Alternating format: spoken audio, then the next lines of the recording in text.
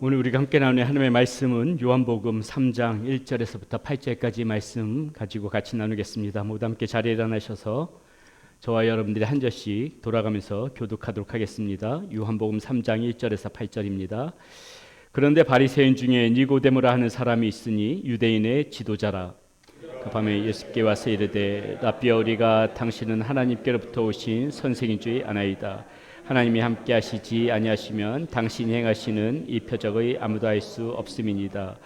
예수께서 대답하여 이르시되 진실로 진실로 네게 이르노니 사람이 거듭나지 아니하면 하나님의 나라를 볼 수 없느니라.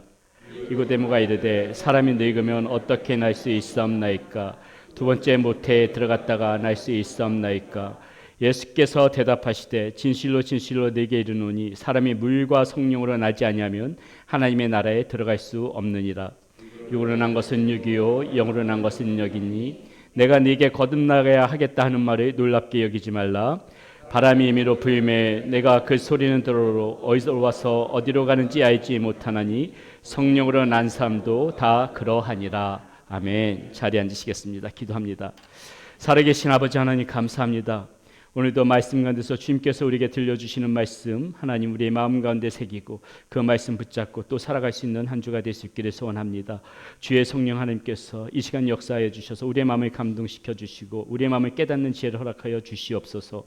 하나님 앞에 올려드린 예물 아버지 주의 영광 위하여 쓰임받는 예물이 되어지게 하여 주시고 주의 이름이 드러나는 곳에 쓰여지는 예물이 되어지게 하여 주시며 우리 사랑하는 성도님들 하나님께서 또 가정마다 직장마다 사업장마다 은혜를 더하여 주시옵소서. 우리 주님의 은총 가운데 살아가는 복된 성도님들이 모두 되어질 수 있도록 지켜주시고 인도하여 주시옵소서. 우리 주 예수 그리스도의 이름으로 감사하며 기도드렸습니다. 아멘. 지난주에 무리인가 제자인가 라는 주제로 말씀을 나눴습니다. 예수님을 따르는 사람들이 많이 있죠. 예수님을 따르는 사람들이 많지만은 그 많은 사람들이 다 제자는 아니고 그 중에서도 무리가 있고 제자로 나누어지더라는 것입니다. 오늘 말씀에는 그런 무리 중에 한 명인 니고데모라는 사람이 등장합니다. 1절에서는 니고데모를 바리새인이면서도 유대인의 지도자라고 소개하고 있는 것을 볼 수가 있습니다. 유대인의 지도자라 함은 사내들인 공회원임을 의미합니다. 여기서 지도자로 쓰여진 단어, 헬라어 단어가 아르콘이라는 단어인데 성경에서는 이 대제사장을 비롯해서 회당장 그리고 이렇게 사내들인 공회원 그리고 재판관들을 이렇게 아르콘이라고 지칭하였습니다. 그 중에서도 이 사내들인 공회는 유대인의 최고 중앙 의결 기구이면서도 최고 재판소를 감당하는 곳이 바로 이 사내들인 공회였고 지금 이 니고데모가 그 공회원이라는 것은 말씀대로 유대인의 지도자면서 또 높은 그런 신분을 가진 사람이라는 것을 의미합니다. 사도 요한이 오늘 이 본문 말씀에서 니고데모를 소개하면서 이렇게 신분을 밝히고 있는 것은 당시 유대 사회의 이 엘리트들 가운데서도 이렇게 적지 않은 수가 예수님을 따르고 또 예수님께 관심을 가지고 있다는 것을 암시하는 것이라고 할 수 있습니다. 다시 말씀드려서 예수님께 관심을 가지는 그 무리들 중에도 엘리트층들이 이렇게 많았다는 것이에요. 자, 니고데모도 그런 무리 중에 한 명이었습니다. 하지만 니고데모는 그런 무리 중에 한 명인 것으로 만족하지 않고 좀 더 예수님을 알고 싶어 합니다.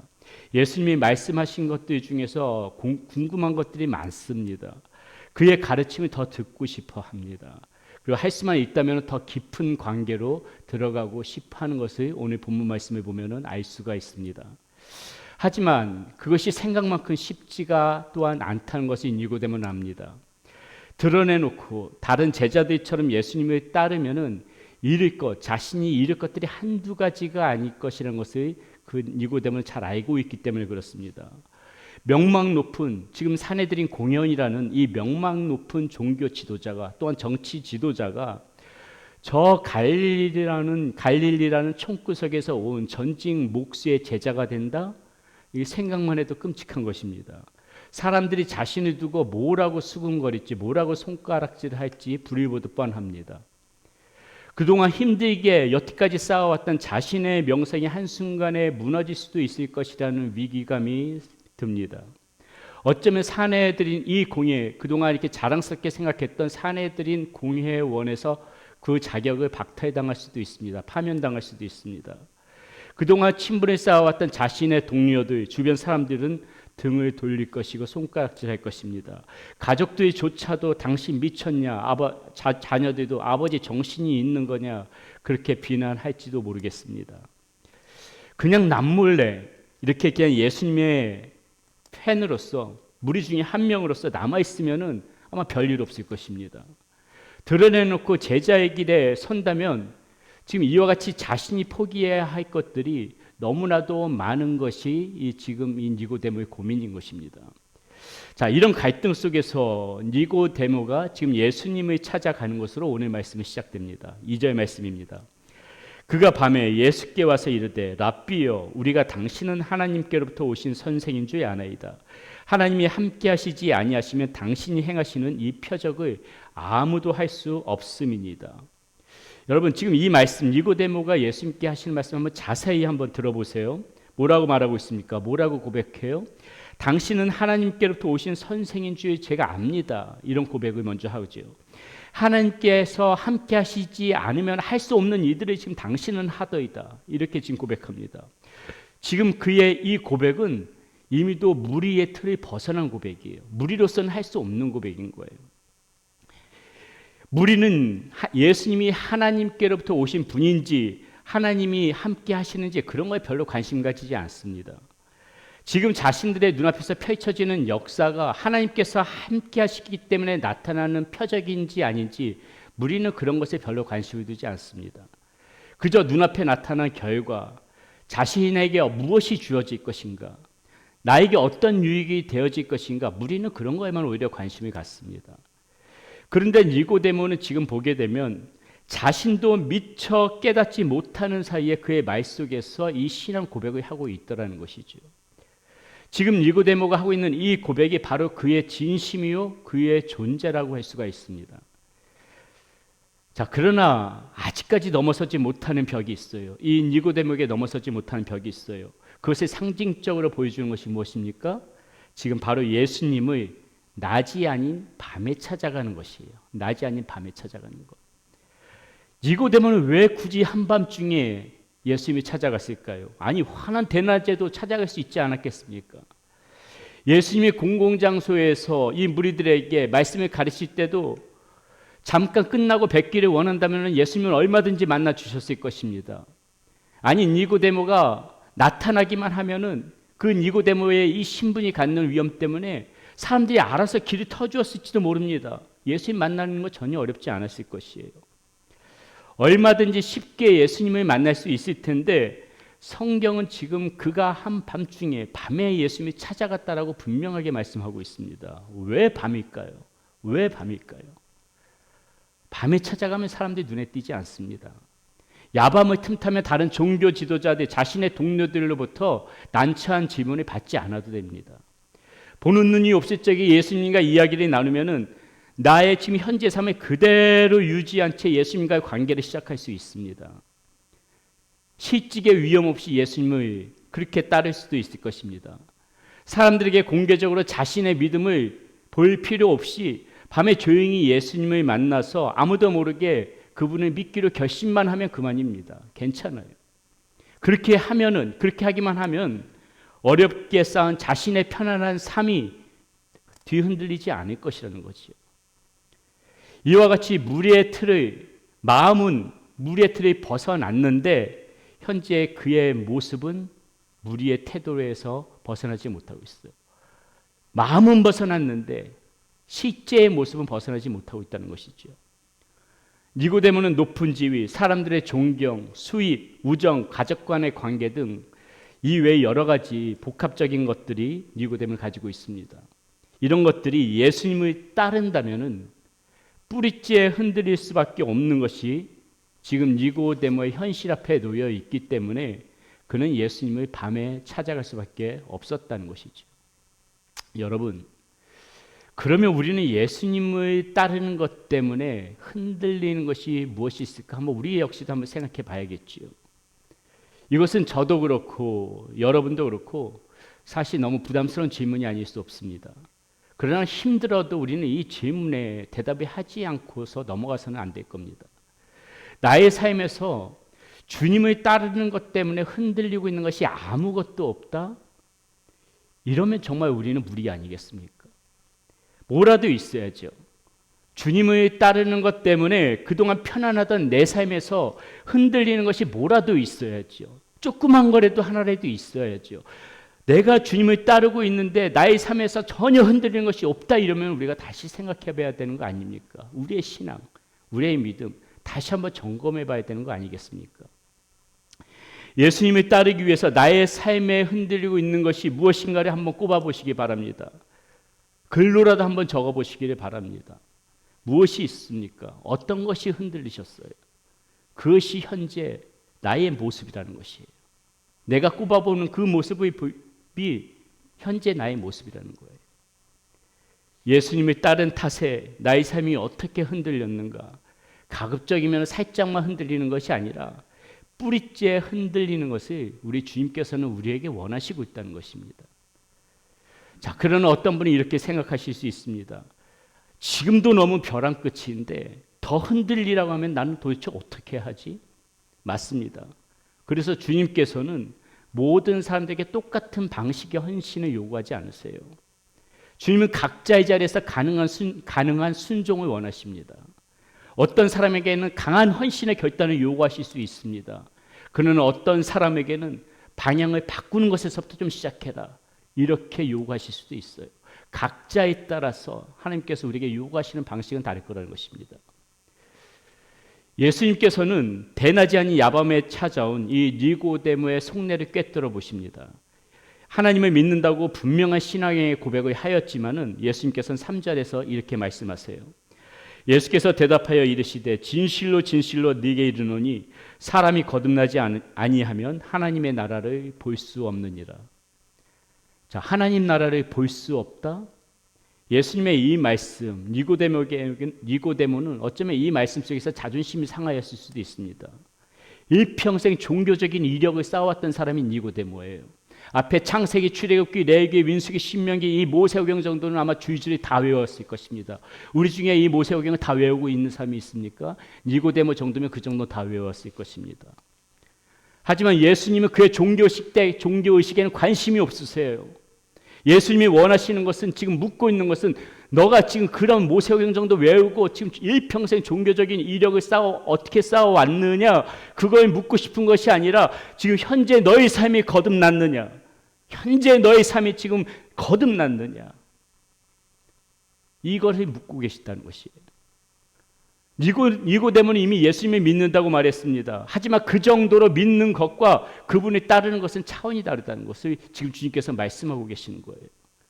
예수님께서는 그 정도로 믿는다고 말하는 사람을 원하지 않으십니다. 예수님은 니고데모가 자기를 따라오기까지를 원하시는 거예요.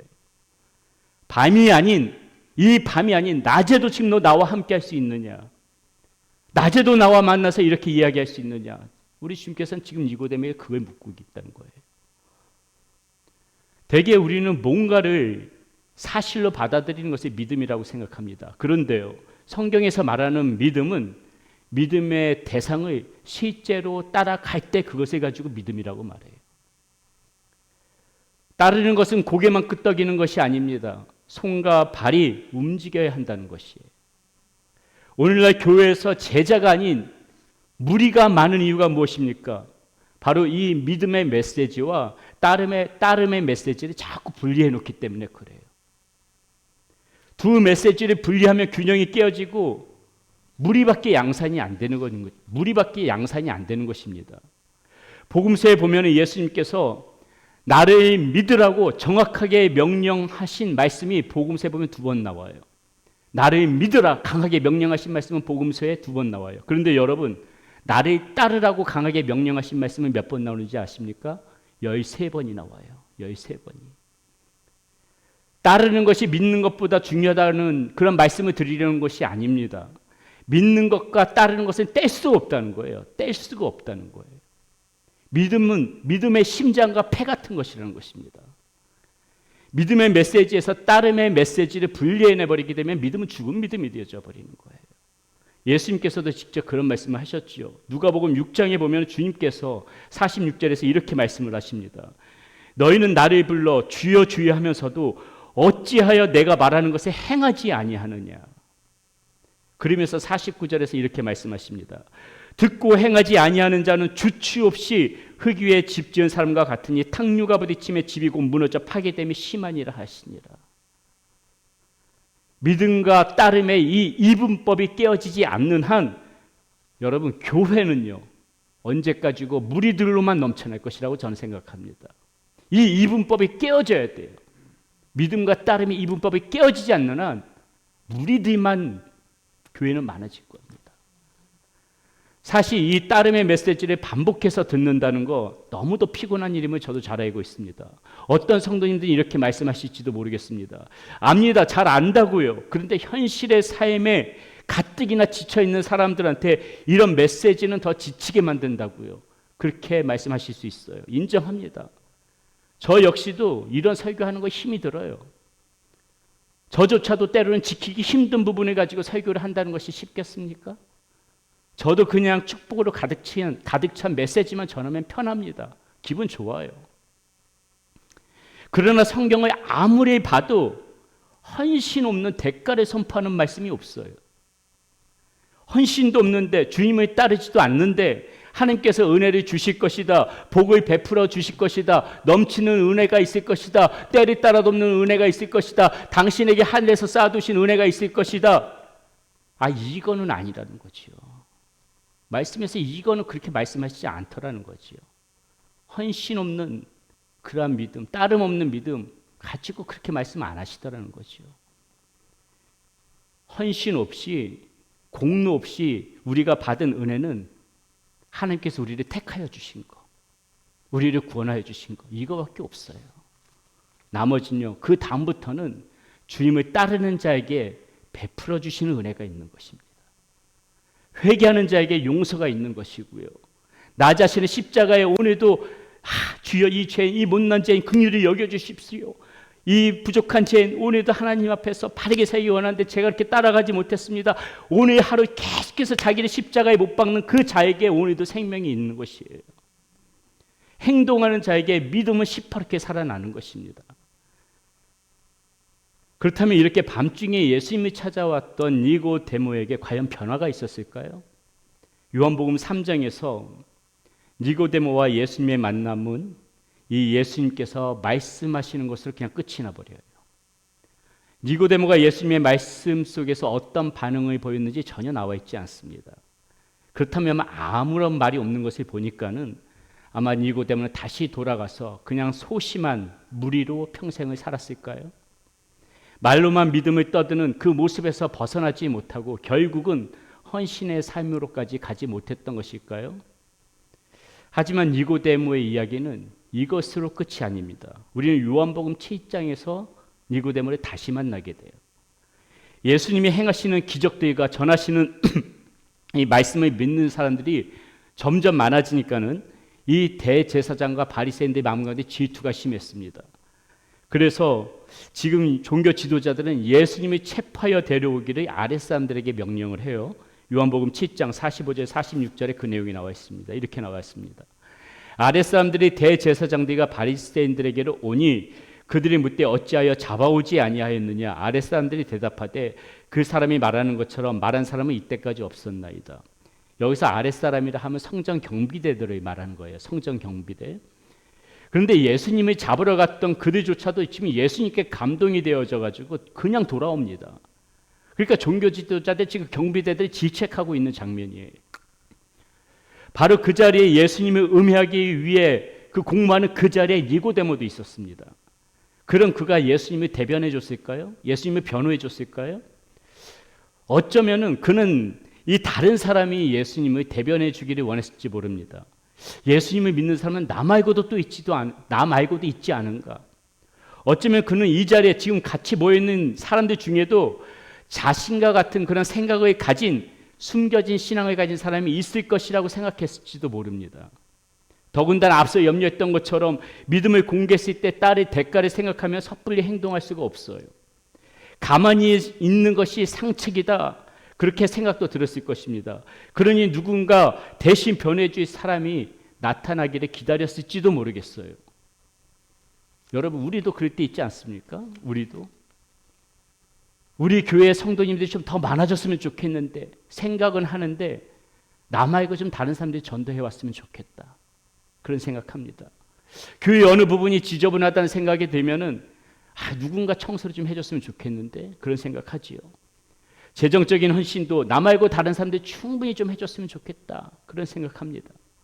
마음속으로 기도를 해야 되겠다고 생각하지만은 다른 사람이 이미 기도하고 있으니 굳이 내가 나서지 않아도 되겠다. 그런 생각합니다.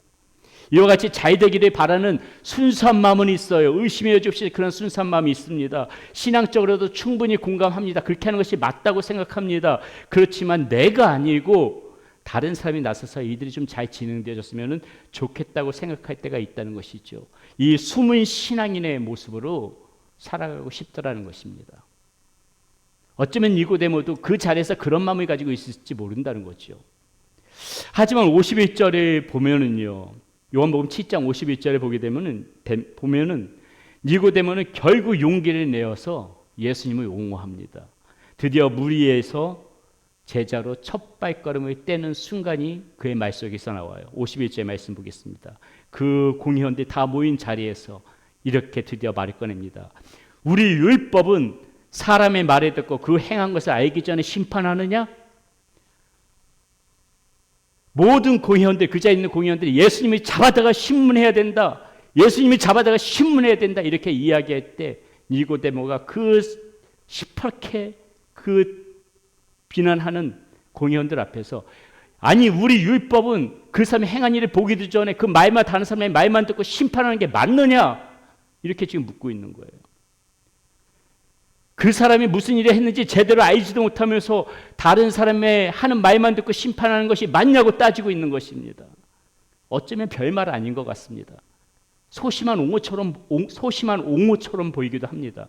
하지만 니고데모는 지금 여러분 이 말은요, 자신의 밥주의가 평판에 걸고 지금 공개적으로 예수님을 변호하는 것이에요.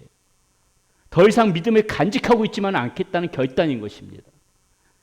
직장과 관계, 재정적인 미래가 위험에 빠질 줄 알면서도 지금 자신의 목소리를 내고 있는 것이에요. 그리고 그 순간 니고데모는 이제 드디어 무리의 길을 떠나서 제자의 길로 접어들고 있다는 것이에요. 아니나 다를까 니고데모가 지금 이렇게 예수님을 변호하자 52절에서 사내들인 이 공연 다른 일원들이 싸늘하게 이렇게 반응합니다. 너도 갈릴리에서 왔느냐? 다른 말로 하면은 너도 한패야? 이 말과 같은 말이에요. 이 말은. 또 한편으로는 갈릴리가 보잘것없는 작은 마을이라는 것이 들어서 예수님이 변하고 있는 니고데모를 가리키면서 너도 별 볼이 없는 그런 출신이냐? 하면서 지금 무시하는 투로 이야기를 하고 있는 거예요. 예수님의 출신을 비웃었던 이 사내들인 공연들이 이번에는 니고데모에게 같은 공격을 하고 있는 것입니다. 동료들이 니고데모의 자존심을 긁습니다.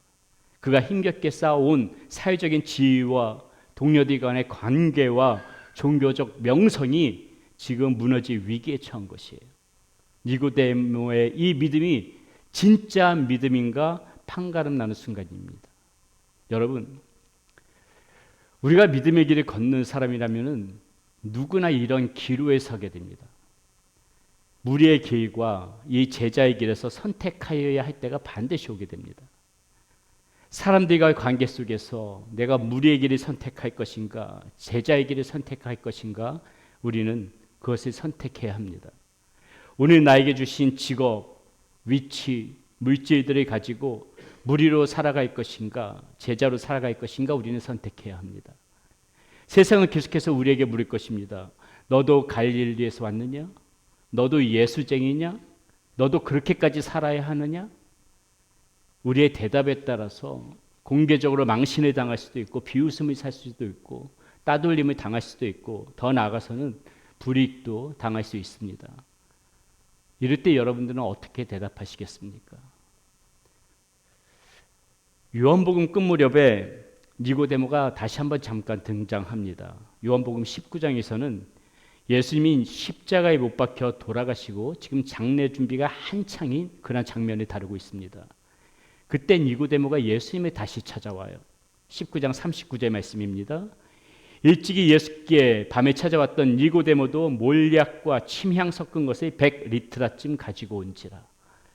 자, 몰약과 침향 보통 비싼 물건이 아닙니다. 하지만 니고데모는 단순히 돈 이상의 것에 헌신하고 있습니다. 이제는 무엇이에요? 예수님을 향한 애정을 더 이상 감추지 않고 숨기지 않고 완전히 백주대낮에 드러내고 있다는 것이에요. 이 타이밍이 어떤 타이밍인 줄 아십니까? 제자들조차도 예수님을 버리고 도망치던 때였어요. 예수님을 죽인 사람들이 두려워가지고 도망치던 때였습니다. 이런 상황에서 이 예수님의 장례에, 예수님의 무덤에 이 장례 예물을 가지고 찾아간다? 그것은 어쩌면은 비난을 넘어서 똑같이 예수님처럼 목숨을 내놔야 되는 그러한 상황의 그런 위험을 감수하는 행동이라고 할 수 있어요. 모두가 두려워서 예수님을 피하고 숨어 있을 때 아닙니까? 그런데 니고데모는 이 예수님을 향한 놀라운 사랑과 헌신을 바로 그 순간에 드러내고 있다는 것이에요. 어두운 밤중에 찾아왔던 니고데모, 어두운 밤중에 말로만 표현되었던 믿음이 이제는 자신의 모든 것까지 걸어도 좋다 하는 그런 믿음으로까지 자라나고 있는 것을 볼 수가 있습니다. 니고데모는 이제 더 이상 숨은 무리가 아니라는 거죠. 그는 이제 제자로 거듭난 것입니다. 이것으로 니고데모에 관한 성경의 기록은 끝이 납니다. 하지만 일부 기독교 문헌과 이 교부 전승에 따르면은 어떤 말이 나오냐면요.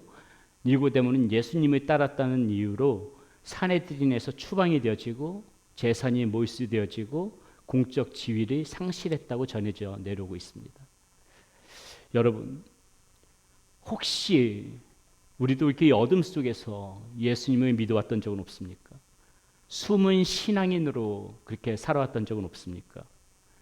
예수님께서는 그런 우리들을 이제 당신의 빛 가운데로 초대하고 계십니다. 이제는 당당히 드러내고 주님을 따르기를 원하세요. 어떻게 하시겠습니까? 밤에 찾아온 무리였지만은 결국은 빛 쪽으로 걸어 나와서 제자의 길을 걸었던 이 제자 니고데모의 모습이 오늘 저와 여러분들 가운데도 있기를 바랍니다. 그런 삶을 살아가시기를 축원드리겠습니다.